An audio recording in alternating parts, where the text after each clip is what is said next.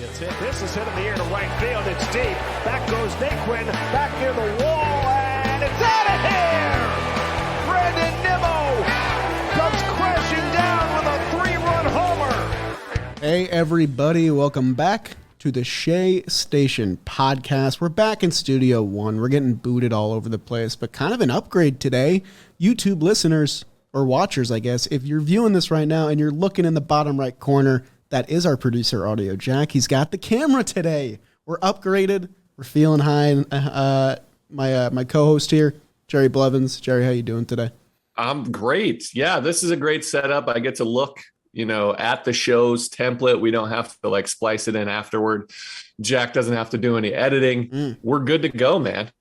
Yeah, I went for high and mighty before, and then I totally forgot the word, so I passed it to you. No one noticed. No one noticed. Hunt. No, we all noticed. We just didn't want to say it because we like you. Well, Jack, you have a camera. Did you notice? No. It's a good man right there. Well, I guess I noticed. I definitely noticed. But yeah, we're here, man. We're ready to go. This is a series. We're pushing towards the end of the first half before the All-Star break. Exciting times. This is crunch time, if you will. Yeah, it got a little scary in Cincinnati this past week. Luckily, the Mets escape with a series win. It could have been a lot worse. If you look at it from surface level, they took 2 out of 3. That's what the Braves did. Cool. When you dive into the games, it gets a little bit more scary. We're going to talk a lot about that today. But Jerry, today's episode is brought to you by 3 different sponsors. I don't know if you've heard that Shea Station's kind of going Hollywood. And what a fitting sponsor to go Hollywood with. In Shady Rays. Guys, All-Star Week is nearly upon us, and so is sunglasses season. I got my Shady Rays earlier this year. They are great. If you need a new pair or more pairs for the summer, look no further than Shady Rays. Every pair features high visibility, polarized optics, and high-quality durable frames. A lot of fun words there.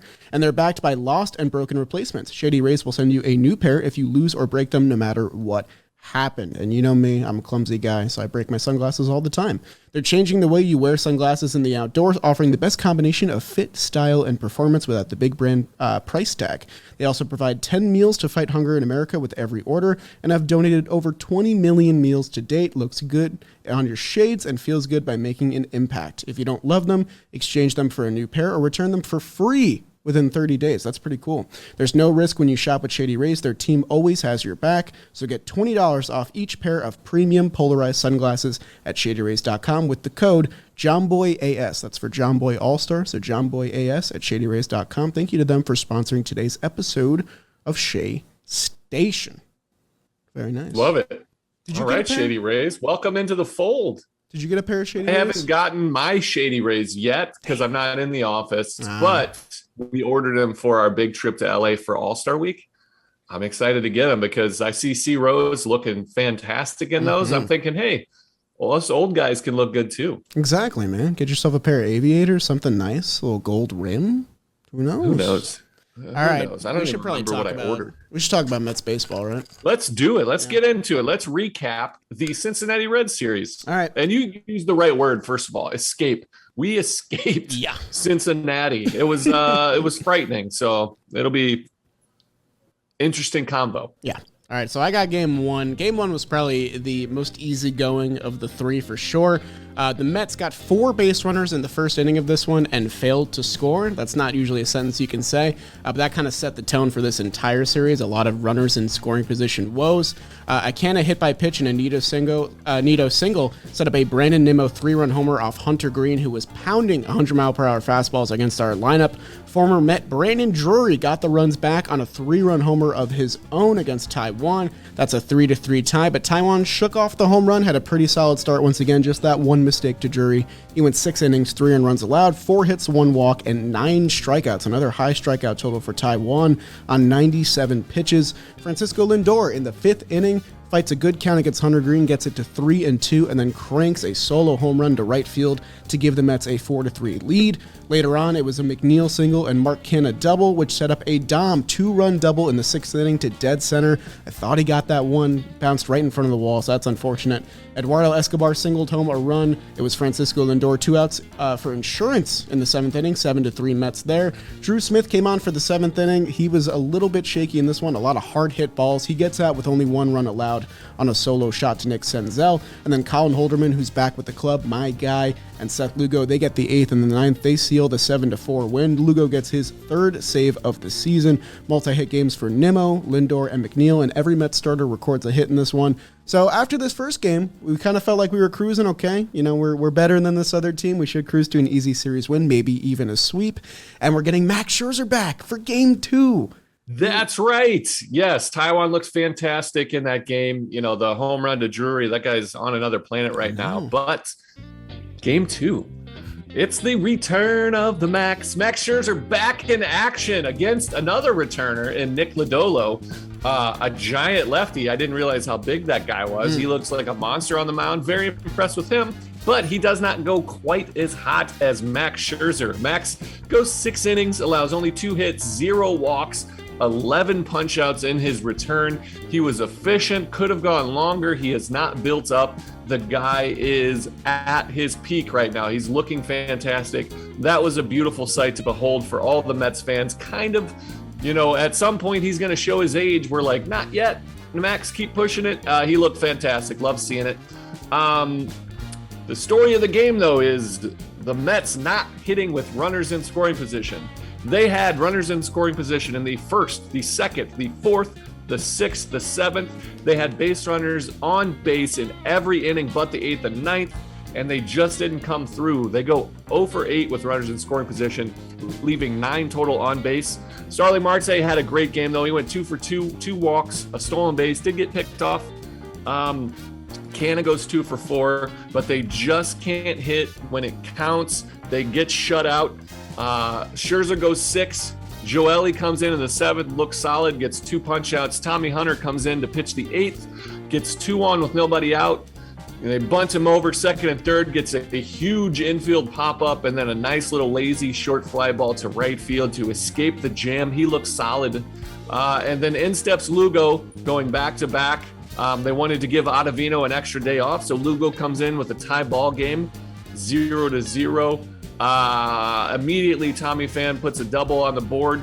Intentional walk followed by a regular walk, and then Moustakas sends one into center. The Reds walk off the Mets 1-0, spoiling Max's return. The offense looked anemic. They get on base. They couldn't put him in. They've been relying on their timely hitting all year, and it just hasn't come through. Yeah, I think it's tough to say because Scherzer was a joy to watch in this one. I think that this was my least favorite game of the entire year, just based on frustration. Oh, it was every inning. Every single inning, it seemed. We had I listed every single instance here. They struck out 3 times in the first after Marte singled and stole a base, could have got an early run. JD and McCann, they had a tough game in this one. Canha and McNeil had a single in the second. They both popped out there. JD Davis popped out with a runner on 1st and 2nd again in the 4th. Lindor popped out with runners on 1st and 2nd in the 7th. It was just brutal. Every single time that they had an opportunity to beat up a team that they were better than, they did not get there. Luckily, Max Scherzer was pitching in this one, and he was a joy to see. He looks like he hasn't missed a beat at all. It looked like 47 days on the IL was his worst nightmare because he was just mad and angry. He wanted to go, I think, for the 7th, but they wanted to limit him to under 80 pitches. Hopefully he'll get to 90 to 95 his next start. But yeah, just a miserable game all around. Gosh, you can't be too upset about the number of guys on base. That's what they've been doing as part of the winning recipe all season, but they just couldn't get the timely hit. Not only that, they didn't even really put it in play. You know, lazy pop outs. What they've been doing is picking a hole and punching a little, fastball, little short line drive, driving in runs. But this was ugly. Infield pop ups, strikeouts. Outside of that, Lugo didn't look great, but he looked really good in game 1. But Scherzer, man, that's the bright spot. He looked, it's been so long, obviously, that long layoff, but this was my favorite start of his because he looked strong all the way through all of his pitches. He just looked confident in his body. They gave him the rest. They're doing it the right way because he looked awesome. Yeah, I think I'm a little biased because I was there for his start against the Giants against Logan Webb. He was really good in that one. But this was true. A monster incarnate, really coming back with all that energy. I think it was the anticipation too, and then just the level of we need one of our guys back, and he showed up and delivered. He'll never be a Rumble pony again. Hopefully, fingers crossed. Knock on wood. Yeah, so that led us to Game 3, a way more high-pressure Game 3 than I think anybody had originally thought was going to be. After getting shut out, the Mets did grab a first-inning run with a Jeff McNeil RBI single, so they finally get that hit with runners in scoring position after going 0 for 8 the night before, leaving 9 men on base. That's pretty tough. Nick Senzel, who was suddenly very, very good against the New York Mets, maybe a new Mets killer in the win there. He gives the Reds a two-run homer to give them a 2-1 lead. That's off David Peterson, who had his first start after having his baby. He lost a little bit of his command. He kind of looks like a new father that probably wanted to be with his kid. I can't really blame him for not having his A+ stuff. He goes 3 2/3 innings, 3 earned runs allowed, 4 hits, 5 walks, which was tough. 7 strikeouts and the 1 home run on 93 pitches. He had 3 walks on 3 2 counts. That easily could have changed the entire outing. Just didn't make the pitch on the payout there, so that was pretty tough for him. Dom hit another double in the 4th inning, and then Tomas Nido, who, he's going to be battling for some playing time with James McCann back now. He singles him home in the 4th inning to make it 3-2. Adonis Medina, who I think we need to talk about a little bit more. I'm going to talk a little bit about him after our recap here. He had another stellar outing in relief of Peterson, 3 stellar shutout innings. Probably should have been 3 1/3, but got a little boned on the last walk he had there, which was a strike. We're going to talk about that umpire too. The Mets got a runner on in the 5th, 6th, and 7th, but failed to score, so we were kind of getting that nightmare creeping back in a little bit in the late innings as time melted away. And then with 1 out in the 9th, Hunter Strickland, former Met, on the mound. Nemo on first after a single. Marte dribbles one down the left field line. It just stays fair. It just gets past everything, sneaks inside the wall, and goes to the far outfield wall in left field. It's a game-tying double. Nemo comes around to score. Lindor grounds out, and Pete hits a foul flyout behind the catcher, so that halts the rally and makes it 3-3. And in comes Adam Ottavino. Buck kind of had a tough call here. It was either go to Edwin, make sure you get through the 9th and give yourself a chance to get to the 10th, or go with Otto and save Diaz for the 10th if you get there as well. He opts to go to Ottavino, who has some extra rest, and he looked great with that extra rest. So I think Buck is, figuring out a system for Adam Ottavino as well. That's a perfect 9th inning. And then the Mets lineup finally woke up in the 10th inning. Dom Smith gets the big double to bring home the ghost runner after McNeil flew out. Guillorme is intentionally walked, which I thought was pretty fun. James McCann makes them pay with an RBI single. He needed that for sure. And then Brandon Nemo, who had a huge series, caps off the rally with a 3-run bomb to right field to make it 8-3 Mets. And then just for fun, let's use Edwin Diaz in the 10th inning since we haven't used him all series. He strikes out the side easily on 11 pitches. The Mets do seal a series win. It was way closer than we wanted it to be, but 2 out of 3 is exactly what they needed to do on the road. So they leave Cincy a game better than they were when they walked in, somehow. They escaped with that victory. Oh my goodness. Yeah, I was living and dying by your tweets. They were so fun.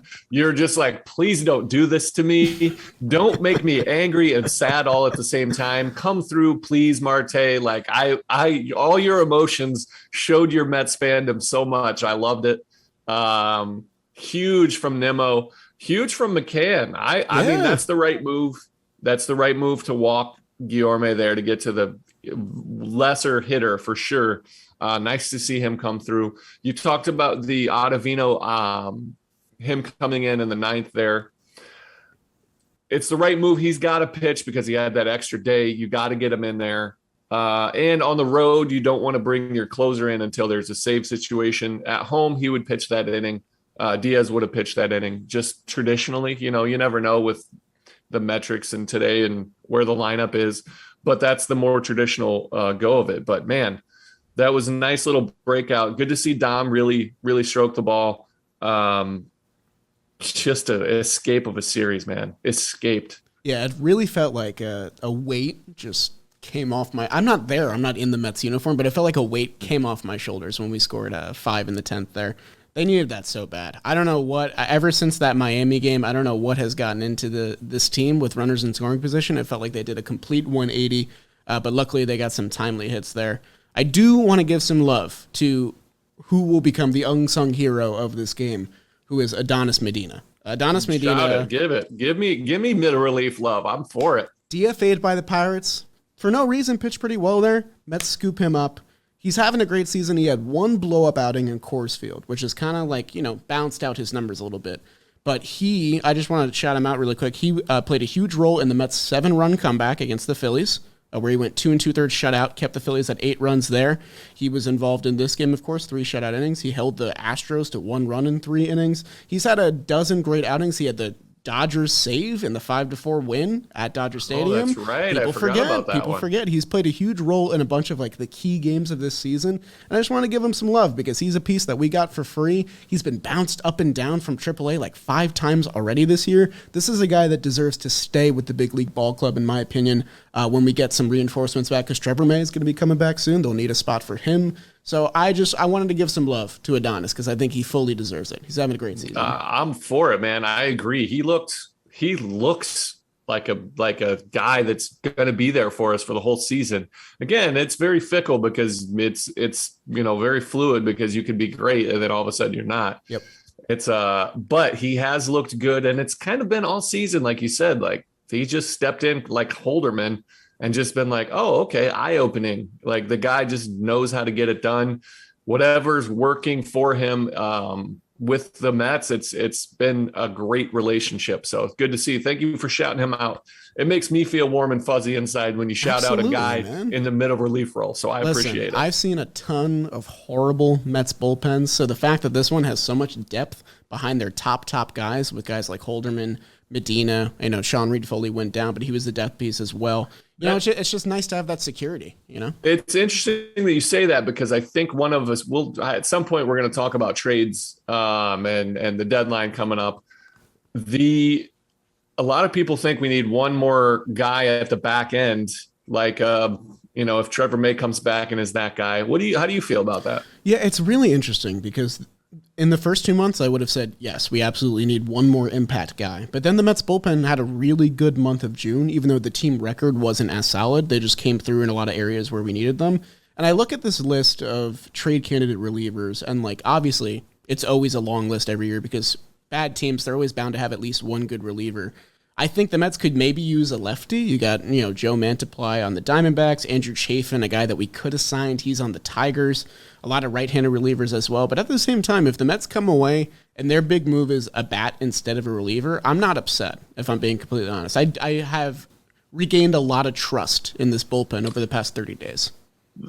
I love it. I love what you said there, because that was my point, is there's nobody on the market, especially we don't need any more right-handed help. We've got Diaz as a closer. We've got, Lugo, who's been up and down, but we have Ottavino. All of our big guys, Trevor May coming back, are all right-handed. And there's no lefty on the market that we need. You know what I mean? There's no dominating lefty right now that would just solidify that 8th inning role. So, I wouldn't be against a move at some point for a bigger, established back end guy. But I do think the pieces that we have, Tommy Hunter's looked fantastic. Yeah. Trevor May hopefully comes back feeling wonderful. I think we've got guys that can get the job done. Yeah, it's a little bit of a conundrum because Trevor May will come back and no innings limit for him. He'll go for the rest of the season as long as he's healthy. Drew Smith is creeping up on his career high in games right now. I think he's about tied with it at 34. So you do have to start managing these guys a little bit more carefully. They've given Otto a lot more rest, and he's been a lot better for it. So I want them to continue doing that. But I think at the end of the day, it's exactly what you said. I don't think it's wholeheartedly necessary, but I'm not going to be mad if they do make a move, especially for another lefty, because only having Joely there with Chase and Shreve gone now does get a little dicey, especially if teams decide to go lefty, righty, lefty on you, righty, lefty, righty. That kind of thing. Left, right. Yeah, that's the tough combo. That's what you're looking for in a big game. You think about it in the playoffs, you have it set up. Who's going to be the guy to be able to dominate both sides? I am not worried about Drew Smith health-wise. I know his numbers are getting up there. The only thing that I would point to him is just understanding the flow of a full season now. But there's a lot of veteran guys down in that bullpen that can help him like get his body ready on day-to-day basis. His arm, I think, is going to be fine because he's finally fully out from surgery. He doesn't have to think about that. But then this is his first full season in a long time. From just a physical standpoint, it grinds on you, the walk, like the travel, all that stuff. Eventually, you just have to learn how to manage it, how to pay attention to what your body is saying, and how to go about it in the training room, in the weight room, to make sure that you're feeling healthy enough to go out there and strong. So yeah, definitely agree there. And I know we saw a little bit of a resurgent Dom in this series. It was really nice to see him smack some doubles. But I do think that if the Mets do make a push for a trade, because, you know, it's creeping up on us now. It's July 7th. There's about, less than a month left until that deadline hits. I think the trade for a DH piece or some kind of bat to protect Pete, especially with Pete slumping recently. He had the 4-for-5 game. That was really nice to see. But I think somebody to protect Pete, go in that 5-hole with, good runners in scoring position numbers. That would be ideal for me. I agree. We had hoped it would be Escobar to show up and be that guy behind him. You got to go get somebody. Yeah. I don't think you have to, but I think that's the prudent move, because look at how bad our offense has looked. We're going to go face Miami, who is an amazing bullpen and starting rotation, some of the best pitching. We made the Reds, who have the worst pitching staff, first starters and worst relievers numbers wise, in the show. We made them look like just absolute studs. Yeah. So we thought it was just because the Astros are really good, but it's shown to be a little bit more, internal than external. So not panicking by any means, because this is still a great team, but we've shown some flaws. We're not infallible. There's things that may need to be addressed, and we just can't have so many pieces. You're right about how reliant upon Pete Alonso's power this team is. And we've talked about it since spring training. If everybody was going to hit around him like they were in the beginning of the season, that would have been okay. But when things go south, he tries to maybe do a little too much, and we're just so reliant upon him. I would love to see like a big left-handed bat, like a Kyle Schwarber type. Yeah, I wish we said that in the preseason. I know we should have said that. Yeah, but I am a little worried about the offense just in general, because of how bad it's looked. They're not doing the same things that they were at the beginning of the season, like putting the ball on the ground, making the defensive make plays. So that's my worry, but I still believe in this team. I still think they're one of the 3 best teams in the National League, with the Dodgers and the Braves. Cardinals and Brewers are very good as well, but I think we're those top 3. Yeah. I believe in it. Plus we have Scherzer just returned. We have Jacob deGrom on the horizon, just dominating high A ball, just beautiful stuff.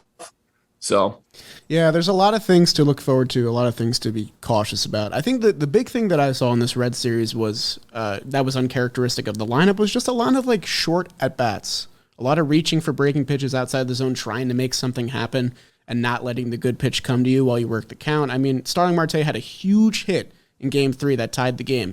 But earlier in that bat and at-bats previous, I caught him reaching for a lot of sliders out of the zone, just kind of wailing. And, like, there is that pressure to go get that big hit because the team has been slumping and stuff like that. And I think that a trade piece or some type of promotion from somebody from AAA could juice this lineup. Or maybe they'll find it because they've had it for 2.5 months. It's not like it's gone forever, So I don't know. Yeah, that's what I mean. Like, I don't feel like we need to make a move one way or the other.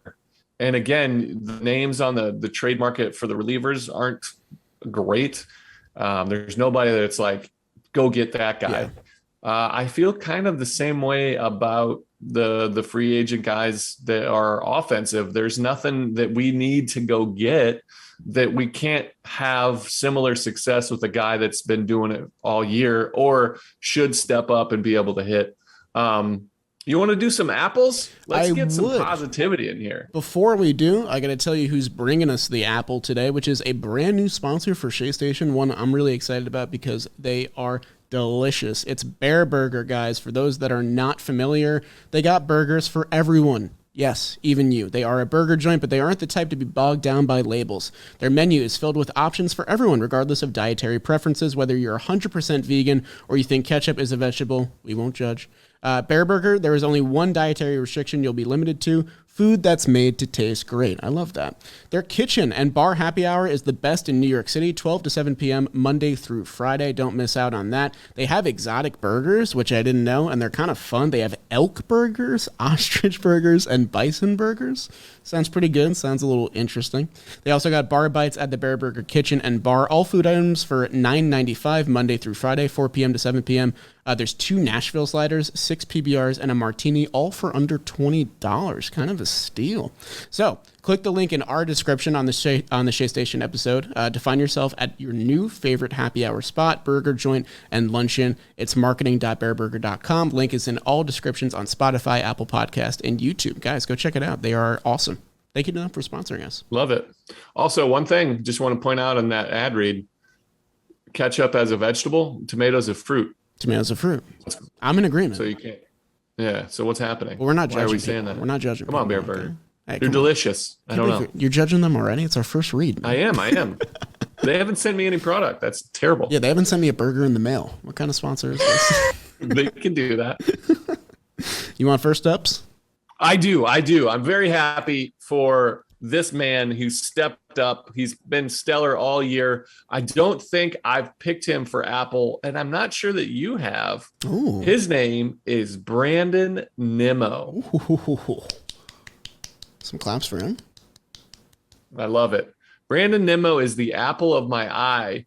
He has really looked better at the plate this series. He's driving the ball 6 for 13, 4 runs scored, 2 big 3-run homers, so that's 6 RBI, and he had a walk. I would still love to see him be maybe a little bit more selective at the top, take a step back, but he's shown what he's capable of doing because he's looking to drive the ball. Just good. 4 runs scored is tremendous on the top, especially when we only scored 4 runs. I felt like the whole series. Yeah. He did special stuff. Those 2 big home runs, the one in game 3, just gave you a sigh of relief. It was like, thank you, Brandon Nemo. One of a special moment. I'm very happy for him. He is a tremendous dude. So happy to see the apple of my eye. Very nice for Brandon. He had a huge series, a couple of huge hits. And yeah, you were definitely right. He's not walking as much. In June, he had 5 walks and 20 strikeouts, which is not a stat line you think of when you think of Brandon Nemo. Still only 1 walk in July. But I mean, might be a new version of Brandon Nemo we're seeing, one that hits for more pop.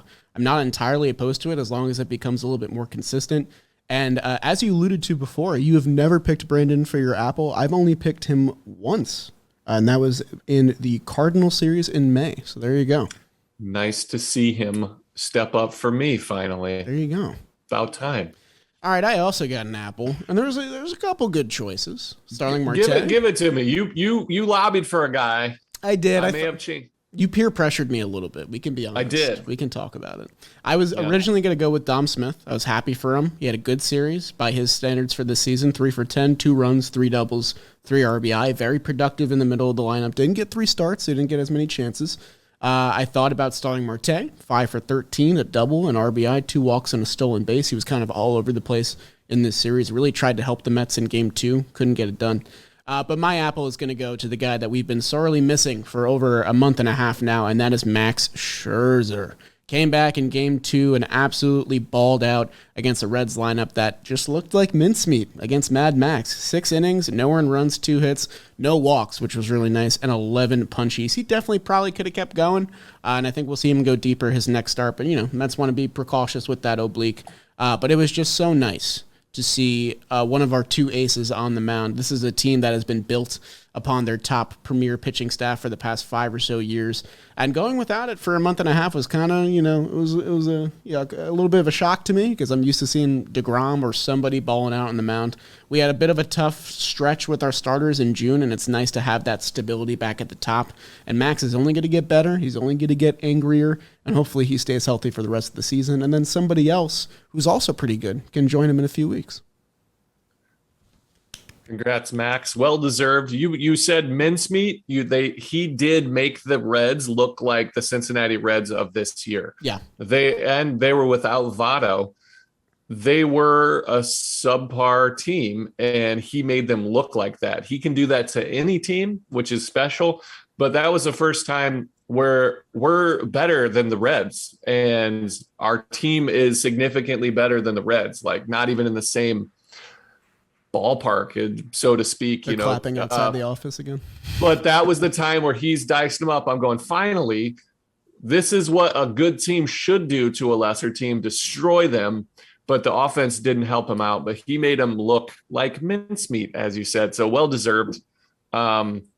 Well-deserved. Yeah, for sure. We get him back in game 2. We get Chris Bassett back on Friday. We'll talk a little bit about that in the series preview with Miami. But yeah, I mean, as many bad things as there were from this series, if you look at it from without the microscope, it's a series win. You took 2 out of 3. You got Max Scherzer back. Dom Smith's bat is waking up a little bit. And the Mets got the wins when they needed to. Obviously, they could have swept. You can say that for a ton of series this year, but as long as you win every series, I think that you can go home a happy camper. So they're back to 20 games over 500. I think after the season ended for the 6th time this year, I think that's a pretty good record to have, a pretty good place to be. And Jacob deGrom continues to loom on the horizon. Second rehab start on Friday at Daytona Beach. He's going on regular rest. He's going to throw about 40 pitches in this one, as he continues to creep up and up and up towards that major league pitch count. And then hopefully the presumed timetable, which I'm very excited for, is that Jacob deGrom could return for when the Yankees come to town at Citi Field for that 2-game series. It sounds beautiful and lovely. Fingers crossed. That would be so nice. Fingers crossed. I'm so excited to just see him pitching to live hitters. Like, I can't express how amazing it is to see a guy like that play. Like, I've missed it. Seeing Scherzer made me like, this guy Scherzer's a first ballot Hall of Famer, dominant. The names that they were talking about, he passed on the all-time strikeouts lists. Like, he's just doing special stuff. But Jacob deGrom, at his best right now, is still a level above that. He's the best on the planet. I miss seeing him pitch. Bring him out. I'm ready. Yes, I'm also very much ready. One arm we are saying goodbye to. You know, we had a slogan for him. We wanted him to succeed so badly. The Mets DFA'd Chasen Shreve. It was a tumultuous couple months for Chasen Shreve. We had the I Believe in Chasen Shreve. I wanted to use that clip so much more than I got to. I think that might have been the turning point for him as a Met. We cursed him. I think we might have definitely cursed him. I think we did too. You're right. Don't tell anybody. We're not liable for that. Yeah, he had to go. He had a couple rough outings there, and he looked like a really good pickup at the beginning of the season. Hopefully, he finds his way. He was to another team. He pitched in good games. He had some rough ones, but he also had some really good ones. He'll find somebody to latch onto and get comfortable. He just didn't look confident on the mound, and sometimes that's hard to shake. Sometimes you just need a new ballpark to pitch in, a new uniform to wear, and it changes things. Yeah, and I have an interesting question for you. I want to keep it on Mets pitching. Please do. We got a very interesting quote from a guy who's having a really good year for us, potentially another all-star year for our New York Mets. Taiwan Walker has expressed a lot of interest in an extension with the Mets. Anthony DiComo got this quote from him. I've been on short-term deals my last 2 free agencies. It would be nice to do a longer-term deal and kind of just be set up in one place and know that I'm going to be here for a couple of years, maybe have my family settle in a little bit. That would be nice. Now, there's a lot of Mets that are expecting new deals soon. We got Brandon Nemo, Edwin Diaz, Jacob deGrom is probably going to opt out. How high on your priority list is bringing back Taiwan Walker after this year? Priority list? Yeah. It's not, I mean, there's Jacob deGrom. He's going to opt out, trying to sign him, see what he's got. You've got Nemo on the horizon. I love Taiwan Walker. I really do. I think they should try to lock him up for another three years. How old is he now? That's a good question. He's not old, but he lost a few years to injury. Correct. But he's found a level of comfort. He's also found a new style of pitching. Yeah. He looks awesome, and he loves it in New York. Well, how old is he? He's 30 years. He's about to turn 30 years old. He's about to be 30. So, okay. So we can get, sign him to I think we had an option 2-year, second year option this year that we picked up. Right.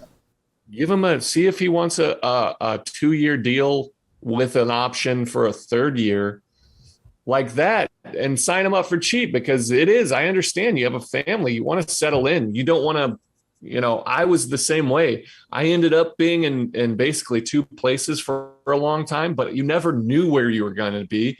And so, you rent instead of buy. You don't settle in, and you have kids that are going to be in school. You would love to enroll them into a school and hang out and have your family get established for a couple years. That would be lovely. I understand it. I think you might be able to get him for the cheap. And he's really damn good at pitching. Yeah, man. So it's just, I loved what you said before. It looks like he's figured out his arsenal at age 30. We've seen a lot of guys hit a nice career arc in age 30 on. And it seems like Taiwan Walker is figuring out his bread and butter. Those strikeout totals have been crazy. And I just thought it was very interesting that he aired out that now. Because I'm sure he's loving the culture of this team, the winning culture, obviously, and he loves New York. So it might not be a bad idea for the Mets. Obviously, they have a lot of things to take care of on their list. But it's just something to keep in mind. Also, I don't want to put him on the priority list. Sure. I don't know. I don't even know what that list looks like, but I think it would be a great find, a great sign to lock him up for a little bit. Well, we do have him going again in our next set with Miami, if you want to take me through that. I do. Looking ahead, taking on the Miami Marlins. Game 1, Trevor Williams and his 4.34 ERA going against Daniel Castano and his sparkling 2.42 ERA. Castano last outing versus the Mets on the 26th went 7 innings, gave up 2 runs and 5 hits, 2 walks, 4 punchies. That was a Marlins 3-2 victory. He looked very good. Also, he's left-handed, which the Mets have had a .698 OPS against lefties this season. It's not great. Trevor Williams has allowed 8 runs in his last 7 2/3 over 2 starts versus Houston and Texas. Those are 2 separate teams, both in the state of Texas. Nice. But he hasn't been as incredible as he was, but he did pitch on short rest. It's a tough setup, but I really like what Trevor brings to the table. Game 2, the return of Chris Bassett. Now he's coming off of the COVID list. Hopefully he's feeling good. He's going against Pablo Lopez, his 2.97 ERA. Bassett's at 4.01, looking to dip that under 4. The Mets are hoping Bassett will return by Sunday. We don't know for sure. He's slated in there. That's our guesstimations. If not, Scherzer will step into that role instead of Monday versus Atlanta. Pablo Lopez versus the Mets on the 17th of June went 5 1/3, gave up 6 earned runs and 8 hits, 1 walk, 5 punchies. The Marlins lost that one 10-4. He has a 12.15 and 3 starts at Citi Field, so there's a history of us dominating him. It's Keith Hernandez day for that. Is that what you're doing? A little bit. You're hiding the broken arm. Yeah, that's a big one. We need Bassett back. We need that, that other of the 3-headed monster to return to give Max Scherzer a little bit of support. But game 3 is Cookie Carrasco going against Braxton Garrett, who we gave a rude awakening to. Garrett went 4 innings, had 3 earned runs, 5 hits, 2 walks, no punchies. We won that one 3-2. But he looked a little bit overmatched. He's got some good stuff, but I think the second time we should light him up. Cookie looked great last start against the Rangers, went 5 2/3, only gave up that 1 run on 6 hits, 1 walk and 8 punchies. His last outing versus the Marlins on the 17th was 6 1/3, 3 runs, 8 hits, 2 walks, 7 punchies. He looked good. So I like that matchup. And then game 4, Taiwan Walker, who we just talked about a whole bunch, has a 2.86 ERA. He's going against Sandy Alcantara, his 1.82 ERA. Let me repeat that, 1.82 ERA. Taiwan has a 2.25 ERA over his last 32 innings. That's 5 starts, all quality. He beat Miami in back-to-back June starts. He went 12 innings, gave up 4 runs, 10 hits, 3 walks, 14 punchies. And the Mets are one of 2 teams to score 4+ runs off Sandy. So that is a good move. And he has a 3.33 ERA. and 7 career starts at Citi Field, which is really good. And he's also at better form. So that should be a good one to watch. You had a lot to do there, 4-game man. set. This is a big one, man. This is a huge one, especially because of what comes after. Because we got Atlanta right after this one. So it's nice to get a series win here. Lots to look at here. Obviously, we have to face Sandy Alcantara again, the 3rd time in the last month. The Mets don't get a break, but they looked pretty good against him last time. They got 4 runs off him, one of the few teams to do that. What else we got here? Taiwan Walker against him. I like that matchup a lot, as you said before. I do. I think the Mets lined up their starters pretty well in the series. We do have 2 lefties with Garrett and Castano, so hopefully the Mets bats can wake up against them. We need J.D. Davis to start hitting. He's probably going to start both of those games, probably going to bat 7th or 8th, so we need him to be a little bit more productive, especially with Don Smith kind of heating up. Maybe he'll take away more at-bats. It's a competition after all. This is the nightmare scenario we were talking about, where nobody's establishing, taking over that DH role, and it just goes, oh no, you can't even play the hot hand because then the can gets cold. Yep. So it's been a tough go of it. I would love to see both of them step up, but one of them needs to step up for their own job security and for the Mets lineup. Yeah, I mean, we talked in the preseason PPPs about how optimistic we were for JD and Dom, both of us picking one side or the other, and we were like, there's no way that we're going to be in a conundrum where nobody's doing anything, right? You know, Robinson Cano's got to do something. That's exactly what I thought was going to happen with Cano there. I was like, this is going to be this is the recipe for what's about to happen. The difference is, though, JD, his exit velocity, he's been hammering the ball, not as of late, but from the beginning of the season. The numbers don't add up, but all his, analytics outside of the counting numbers look positive. Let's hope they start to iron it out, and the rule of law, he starts to get back into positive regression towards positive counting stats. So he is an anomaly. I don't know. I think he's in like the 100th percentile for hard hit percentage, like at the tippity top with like Aaron Judge and all the elite hitters of the game, and he just can't figure it out, and I don't know why. I like that you said tippity top. That was cute. Yeah, it's not the top, Jerry. Not even the tippy top. It's the tippy top, your tippy toes, all the above. Yeah, man. It's hard when nothing falls in for you. He has been barreling up the ball. And so as a hitter, all you can do is trust your approach, that you're hitting the ball well. I'll just give off. So if you ever do Baseball Savant, I'm going to get a little analytic-y here. Do it. This is percentiles. These are the things that you want from a hitter. Results, obviously, you can't really count these, but this is what you want. His average exit velocity is in the 98th percentile. His hard hit percentage, as in the percentage of balls that he crushes, he's in the 100th percentile. Barrel percentage, which is what you're trying to do, 79th percentile. All of his expected numbers, his average, his on base against, his slugging, are all in the top 30%, some top 20. His whiff percentage is very high. His K percentage is very high. So those are the two things that we've seen kind of show up lately, but he's been barreling the ball and hasn't seen the just rewards for that. Hopefully we start to see that positive regression I spoke of. I mean, I know it's not like a concrete, solid comparison, but I want you to go ahead and type in Joey Gallo into your search bar after seeing those percentiles, and then look at Joey Gallo's. They're eerily similar. On 89 hard hit percentage, 90 max exit velocity, and then 1 in K percentage, 1 in whiff percentage. These are just two guys. So he had him at 3. Yeah. All right. Sorry. Excuse me. No, I just want to speak it into happening. Positive thoughts. Speak it into existence. You know how that goes. It's true though. You can't have the extremes on both ends. You've got to kind of meet somewhere in the middle. But I think JD Davis is more geared towards positive regression. Joey Gallo has way too much swing and miss in his arsenal. I think JD is more of a contact guy than he's been lately. So I think it's just a minor tweak that I can see happening. Well, Jerry, with JD Davis and Joey Gallo slumping, that means that you can get their baseball cards really cheap. Do you want me to tell you where you should go? I would love to hear about it. Perfect. Well, Jerry, you should go to gregmorriscards.com. I thought you would know that. I thought you would guess.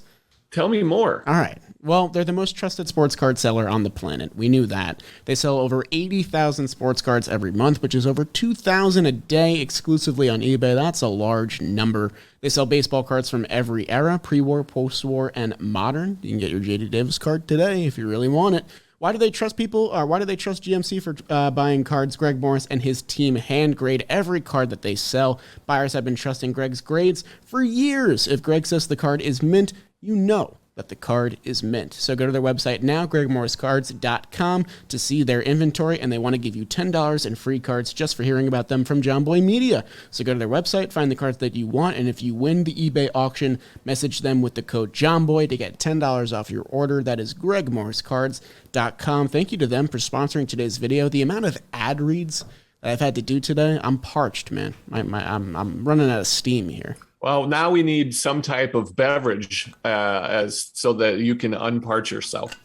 That'd be perfect. And we need like a water sponsor or something. If you're gonna sell out, man, get something that you need and you want. So that's perfect.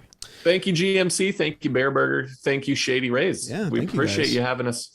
Helps us run the show. And thank you all for listening to today's episode of Shea Station. I believe that's all we got. We had a lot to cover this episode. We did. It was an escape from Cincinnati, ready to lock down the Marlins, put him in a little bit of a lasso situation. Got me a Marlin go fishing over there. Have you ever? You know what that's from? No.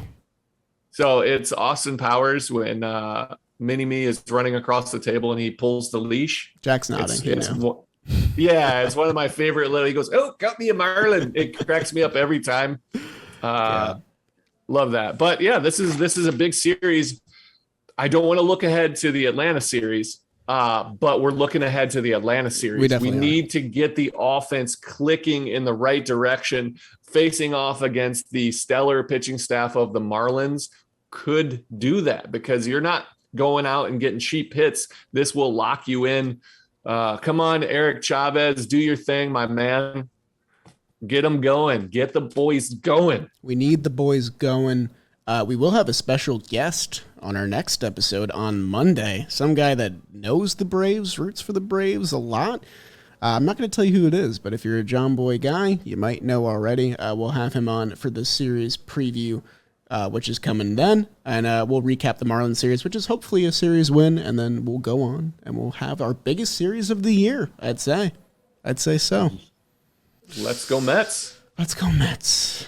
Thanks for listening, guys. We'll see you Monday.